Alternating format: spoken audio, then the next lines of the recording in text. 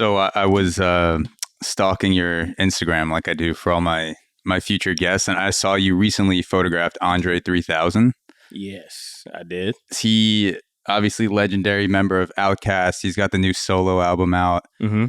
What is it like being around a guy like that who is such an icon? It was like, does he have a huge energy? Is he more chill than expected? What was that? It was pretty much as expected, to be honest. Like I wasn't nervous. I don't really get nervous around any musicians anymore. But you did? Not really, but I had a goal in mind before I got there because I wanted to take portraits of him. So luckily, I know his tour manager, Sil, and Sil introduced me to Andre while Andre was eating his dinner. It was his pre-show. So he said, "What's up?" And then asked if I could take portraits, and he said, "Sure, no problem." So then I waited for him in like the next room, but people are coming in and out. You can see him, and I'm just in my head. I'm like, "Fuck, that's Andre 3000." Like I never saw him before in my life. I've never been around him. Nothing. I love his music and loved OutKast.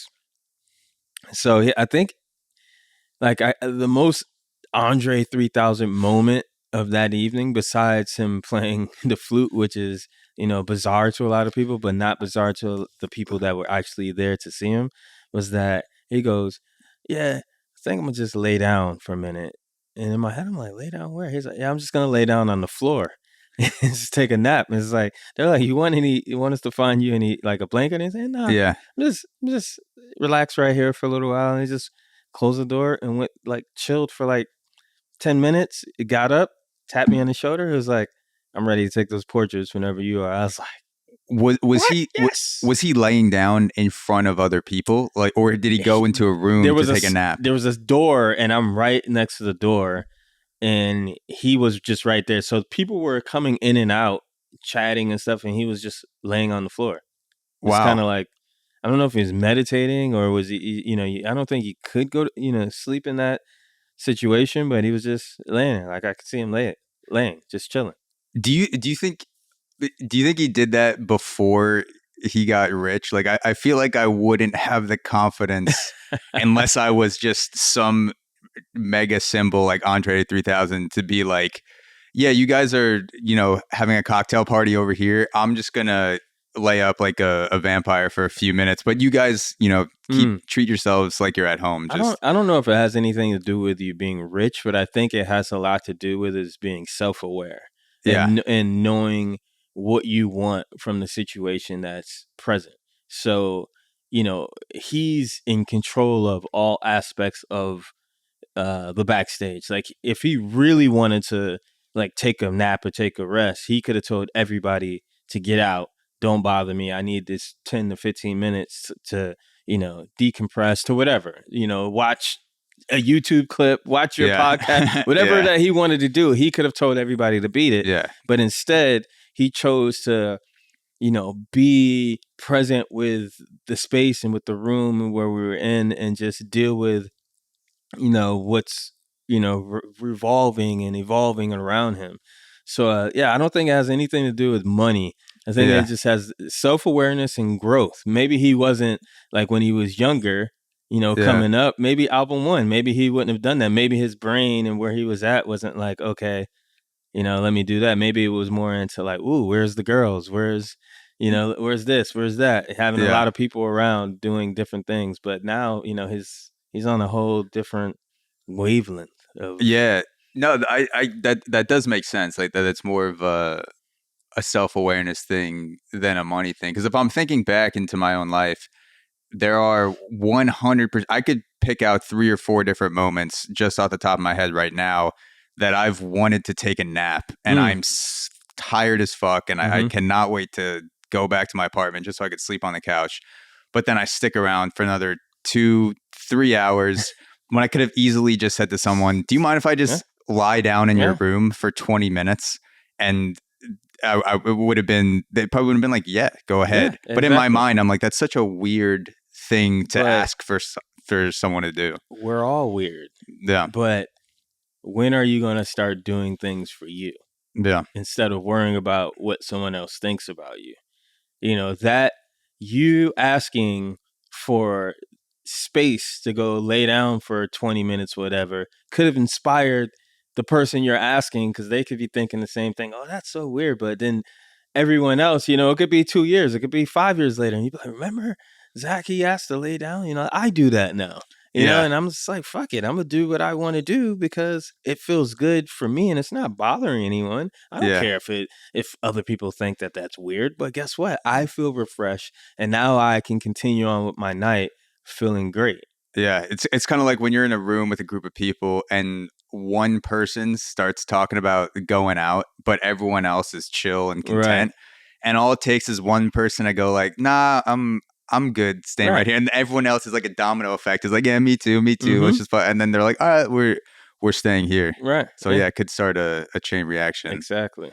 So when you're doing portraits, whether it's Andre 3000, whether it's another person or a music artist, is there an intimacy that you feel beyond uh, just like if you were to have a normal conversation with Andre 3000, like once you start focusing on someone's face and you're looking at them Mm-hmm. and you have to stare at them to get it right, I imagine there's a lot of time where you're Yeah. just sort of lining things up and looking at all the different aspects of the frame and but you're staring at a human being, like looking into the depths of their soul. Do you feel like insecure at all in those moments? Is there an intimacy where you're ever like, whoa, Mm. like this is fucking intense right now? Now insecure, no. Beginning taking photos of celebrities, yeah, sure, absolutely. But now, no, I'm in total control of the situation. Or if I don't feel like I'm in total control, I'm gonna pretend like I am, because when you're doing the job that I do as a photographer, taking photos of just about anyone, it doesn't matter celebrity or not, you have to display a sense of confidence, because I want to let the subject know that you are going to get the best possible images from me in this situation if you do what I'm asking you to do. And Mm, if I say, can you please turn to your right a little bit, or turn to your left, or look up, look down, I don't want them to think like, what? yeah.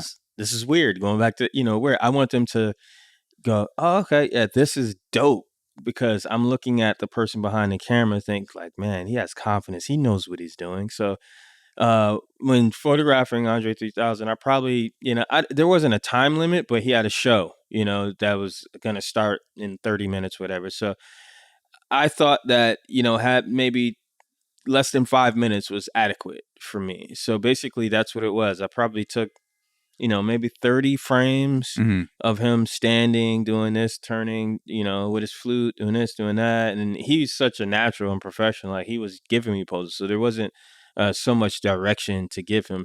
Now, if I would have had more time, we were in a church in Brooklyn, and I would have Mm, loved to take him around. There's all this beautiful stained glass windows and stuff that would have been made like amazing, you know, photography. But mm. you know, you get what you can get when you have, you know, someone Yeah, like you got to him. work with what you have. Exactly.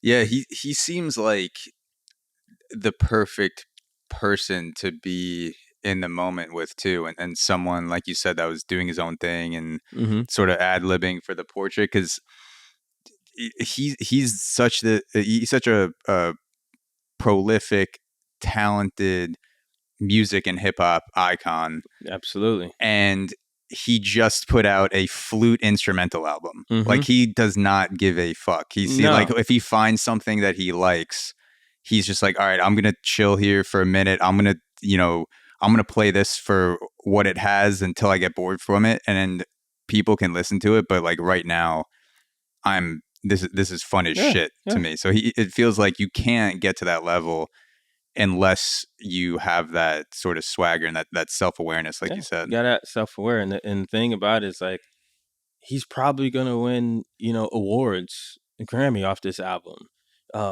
It's not for everyone, and what's crazy is that, you know, you can have this confidence and self-awareness and know that you'll piss people off. You'll piss off your fans by making something alienating a 90 whatever 5 probably 99% of your fan base, but you gain all of these people that you didn't really know that you were affecting in a way, because you go to his shows and he's like, you guys can meditate, you can do whatever, you can hoot, you can holler, there's no bars, but this is what we're doing, and it's gonna feel great. It feels great for me, and I hope that it feels great for you. And I think that's, if I had to decipher, his messaging, that's what I took from that experience of, seeing him perform with the Flute. And it was magical. It was dope.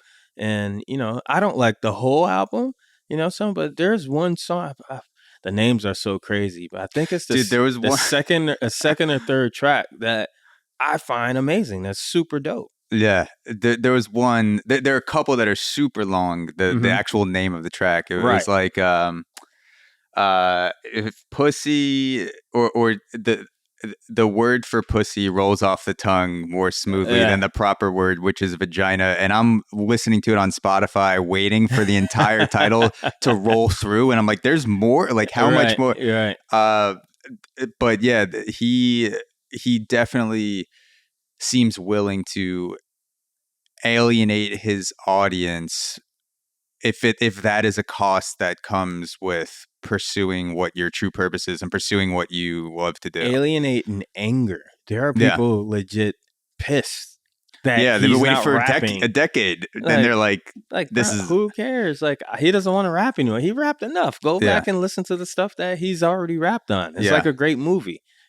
All the stuff is there. The proof is in the pudding. Yeah. But if you want to hear him now at where he's at right now, you have to listen to him play flutes.